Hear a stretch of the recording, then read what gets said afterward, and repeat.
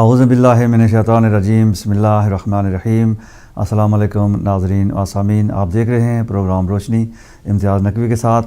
آج میرے مہمان کونسلر عمران حسین ہیں جو بیرسٹر بھی ہیں بائی پروفیشن, اور ان سے گفتگو ہوگی. لیکن چونکہ میں تھوڑا سا بیک گراؤنڈ بتانا چاہوں گا کہ روشنی میں میری کوشش یہی ہوتی ہے کہ جب بھی کوئی مہمان بلاؤں ان کے ساتھ جو ڈسکشن ہماری ہوتی ہے وہ ڈسیبلٹی ریلیٹڈ ہوتی ہے. تو بے شک یہ پولیٹیشینز ہیں, ان کے اس وقت کمپین بھی چل رہی ہے, لیکن میرے جو کوسچنز ہوں گے وہ ہیلتھ اینڈ ڈسیبلٹی ریلیٹڈ جو ایشوز ہوں گے وہ ہوں گے. اور اس میں لیبر پارٹی کی جو ابھی ان کے مینیفیسٹو میں جو باتیں ہیں وہ ان سے پوچھی جائیں گی کہ وہ کس طرح سے ڈسیبلٹی ریلیٹڈ ایشوز کو وہ ایڈریس کریں گے. تو ابھی میں چلتا ہوں کونسلر عمران حسین کے پاس, اور یہ ان سے پہلے میں یہ پھر دوبارہ بتاؤں کہ یہ کونسلر ہیں اور ڈیپٹی لیڈر ہیں بریڈفورڈ کونسل میں, deputy leader of the house of the Bradford council. تو یہ گزشتہ کئی سالوں سے کونسلرز آ رہے ہیں, اور اس بار یہ لیبر پارٹی کی طرف سے بریڈفورڈ ایسٹ میں جنرل الیکشن جو ہے کنٹیسٹ کر رہے ہیں. اور آج ان سے جو گفتگو ہوگی وہ ڈسیبلٹی ریلیٹڈ جو کوسچنز ہوں گے وہی ہوں گے. اگر آپ نے کال کرنی ہے تو آپ سے بھی یہی گزارش ہے کہ چونکہ یہ فارمیٹ جو میرے پروگرام کا ہے اسی کے مطابق ہی آپ کوسچنز کریں, تاکہ یہ وہ جواب دے سکیں جو میں بھی ان سے کوسچن کرنا چاہتا ہوں. آپ بھی اس طرح سے کوسچن کریں تاکہ ایک فارمیٹ جو ہے اس کے مطابق ہم چلیں. نمبر بھی آپ کو میں دینا چاہوں گا 01274800411. اس پر آپ کال بھی کر سکتے ہیں, لیکن ابھی ہم کالز نہیں لیں گے. میں چاہوں گا کہ تھوڑی سی انٹروڈکشن ہو جائے اور کونسلر عمران حسین جو ہے وہ اپنا بیک گراؤنڈ بتائیں گے. اس کے بعد پھر ان سے میں کوسچن کروں گا, اور کوسچن کے بگننگ جب ہوگی اس کے بعد پھر ہم کوشش کریں گے کہ آپ سے بھی disability and health related issues per questions لیں, اور اس سے ان سے اس کے مطابق ہی ان سے سوالات کیے جائیں. تو بہت بہت شکریہ کونسلر عمران حسین صاحب, آپ تشریف لائے, اور آج جو بریڈفورڈ اسٹوڈیو میں آپ کو ہم خوش آمدید کہتے ہیں. اس وقت پوری دنیا آپ کو دیکھ رہی ہے, اور خصوصی طور پر بریڈفورڈ جس کنسٹیٹوئنسی سے آپ الیکشن کنٹیسٹ کر رہے ہیں وہ بھی آپ کو دیکھ رہے ہیں. لیکن چونکہ ہم یہاں پہ پارٹی کمپین نہیں کر رہے ہیں, ہم آپ سے کچھ ایسے disability related and health related questions کریں گے جو لیبر پارٹی کے جو مینیفیسٹو میں ہوں یا نہیں ہیں, وہ اس کو آپ نے ایڈریس کرنا ہے. تو میں سب سے پہلے چاہوں گا کہ آپ مجھے یہ بتائیں کہ آپ بائی پروفیشنل جو ہیں وہ بیرسٹر ہیں, پولیٹکس میں آپ کب آئے اور کیوں آئے, اس میں اس کی مین وجہ کیا تھی؟ اعوذ باللہ من الشیطان الرجیم, بسم اللہ الرحمن الرحیم. امتیاز صاحب, سب سے پہلے I am very grateful for you to invite me to this show. You discuss on this show some very important issues around health and disability, and provide some invaluable advice, I would say, for the community, and in particular may provide a lot of awareness and highlight around these significant and very important issues. Imtiaz Sahab, I'm a barrister by profession. Just a bit about me. I am born and bred in Bradford. میں یہاں Bradford میں ہی پیدا ہوا. I've been to local, یہاں ہی local schools میں پڑھا. I went to local schools here, moving on to university and qualifying, alhamdulillah, as a barrister. I come from a working class background. Like many people, ہمارے بزرگ دادا اللہ جنسیب کرے ان کو, وہ پاکستان سے آئے تھے یہاں, جیسے کہ کافی ہماری کمیونٹی آئی تھی محنت مشقت کے لیے یہاں, to obviously for economic betterment. تو ہم وہ ملوں میں کام کیا کرتے تھے. Obviously my father then also pursued a working life like this. So we come from a very standard and humble background. تو ادھر عام normal state schools میں پڑھا.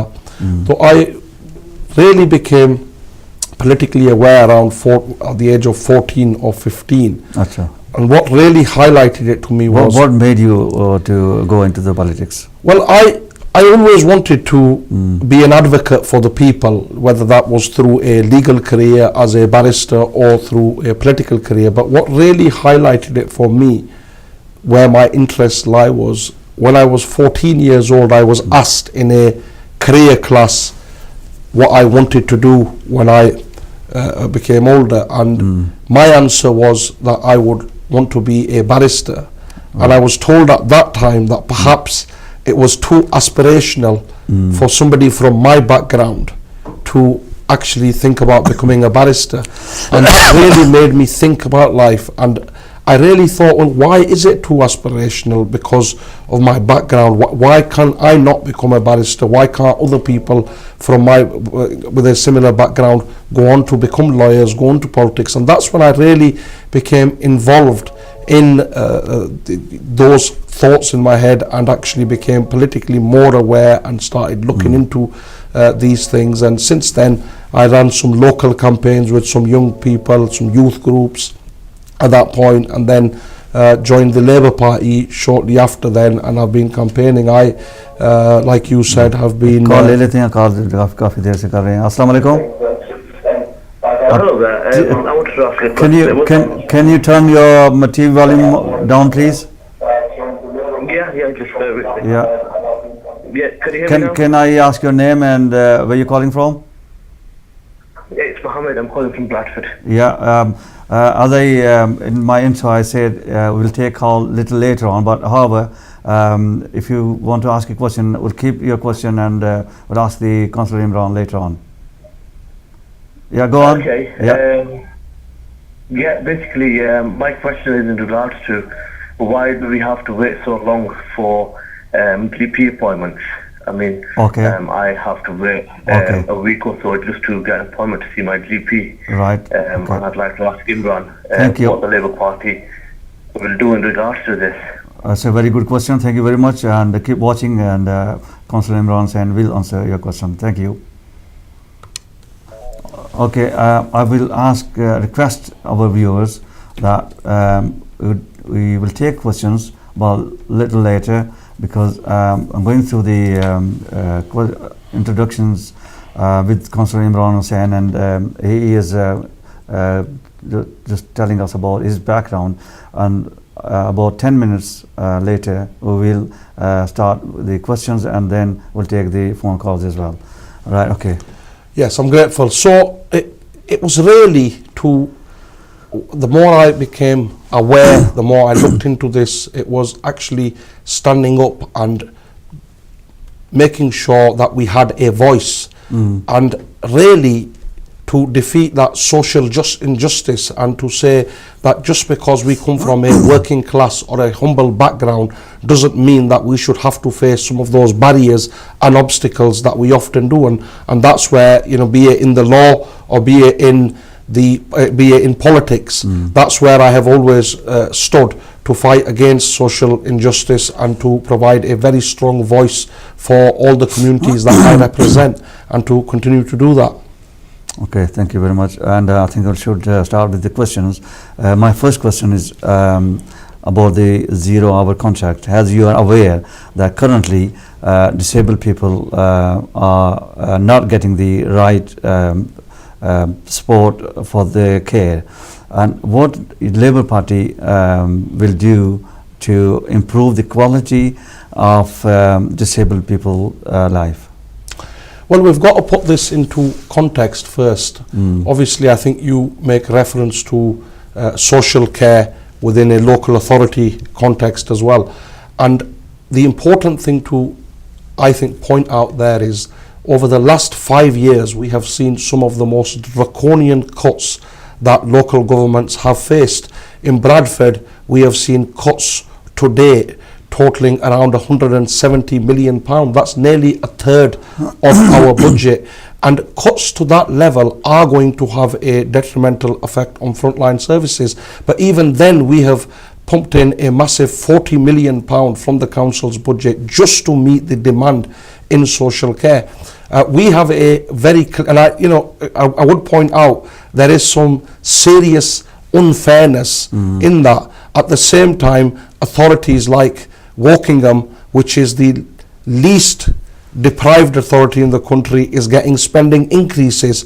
So Bradford is, I would say, being treated unfairly, and Bradford is being hit harder than other places, and we have some of the highest levels of deprivation, we have some of the highest levels of needs. So in that regard, the social care budgets have been squeezed, and you are right to point that out. Now, on 0-hour contracts, we have made a very clear pledge that we will end 0-hour contracts. Is this the Labour Party manifesto? Absolutely, yes. We have made it very clear that we would end 0-hour contracts. 0-hour contracts are not only exploitative, but they are the worst type of contracts that anybody can be subjected to. So let me give you an example. If you are on a 0-hour contract, you could be asked to come into work one day, work 2 hours, and there is no obligation for the employer to say work the rest of the day or even the rest of the week. When I've been out talking to people, those people that are on 0-hour contracts may get called into work one day and then have to travel to work every morning to be told there's no work for them. I mean, that is shocking and exploitative, and those, we have made a very clear pledge that those contracts need to end. And 0-hour contracts are used by this government to justify how they think employment has gone up. But I wouldn't class 0-hour contracts as a proper employment. And that has impacted, like you quite rightly said, it does impact on the life of disabled people. Absolutely it does. Absolutely it does. So these, we are absolutely clear on this. There is no ifs and no buts. 0-hour contracts need to be the thing of the past, and if there is a Labour government, that is something we will drive through. So how would you generate the funds to improve the quality of the life of disabled people? Well, I think we have some clear pledges, and our pledges include, setting aside 130 million, like you said before, to allow relief to home carers, say for example. Also to make it a duty for GPs and hospitals to looking at the additional needs of carers, to provide a further 5,000 home care workers, for example. These are all clear pledges we have made, and our funding is very clear. We will fund that through bonus, taxing bankers' bonuses. Call and we'll continue with. Assalamu alaikum. Hello, walaikum salam. Hi, I'd like to put forward a question. Yeah, can I ask your name, please? Where are you calling from? I'm calling from Bradford. My name is Asif. Asif, yes, go ahead. Basically, the question is, I went to basically, is it going to be live or? It is live, yeah, it is live, yeah. Okay, fine. I went to hospital last week, and basically I had to wait there 7 hours before I had got seen. Right. And, it's appalling, to be quite honest with you. I was in a lot of pain, and I had to wait 7 hours just to be seen by the doctors in the hospital. Okay. And what I want to put forward to your panel member Imran is, how is Labour going to change this in terms of, I'm a young person, but there's old people that can't wait that long. Of course, yes. It just needs, the system needs to change in terms of waiting. 7 hours is a long time if someone's in pain. Okay. Right, thank you for the questions, and Councillor Imran Hussain will address this question. Can you make note of the questions the callers are asking, so we don't forget to answer later on? So just continuing on with your earlier question. So as well as that, we will ring fence the health budgets as well, to make sure, because there is, like I said before, there is a developing social care crisis, and it's a national social care crisis, and those budgets need to be protected. We need to integrate home care with mainstream NHS care as well to do that. And then there's other things like the shocking bedroom tax that this government has. This bedroom tax hits some of the most vulnerable people in our society, and some of the worst affected are disabled people, and you will know this from your viewer base.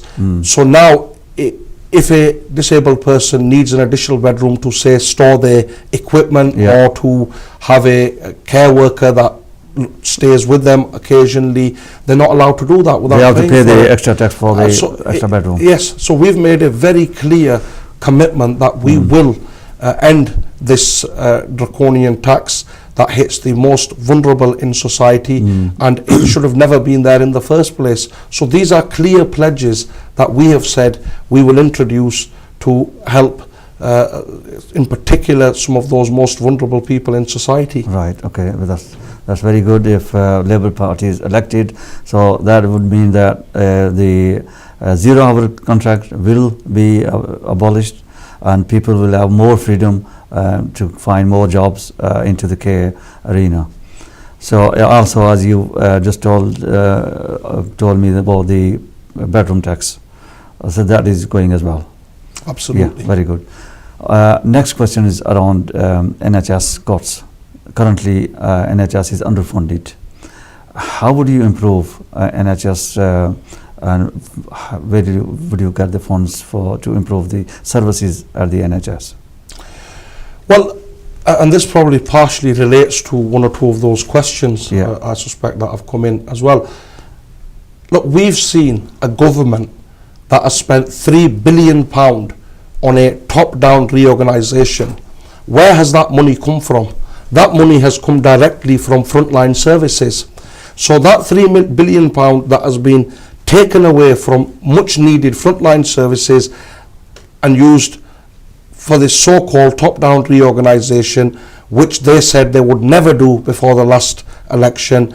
And if you go out there and speak to the hospital staff, if you go out there and speak to GPs, if you go out there and speak to nurses, nobody is saying that this top-down reorganisation has made any difference. If you go out there and speak to service users that are using these hospitals, they won't tell you that. They will tell you that actually the worst has happened. You've just heard somebody talk about how GP appointments, had to wait 7 days. That's not acceptable. You've just heard somebody talk about how the A&E waiting times have dramatically increased. If somebody is wanting a cancer test at the minute, they are having to wait weeks, if not months. These are situations that just cannot be acceptable, and the NHS is under threat at the minute. And the bigger thing is the privatisation of the NHS through the passing of the Social Care Act.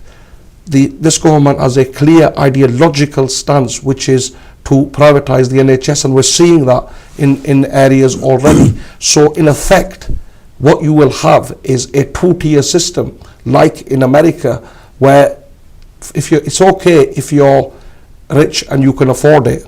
You can then pay for a first-class service. But if you can't afford it and you can't pay for it, then you're stuck waiting and not receiving that quality service.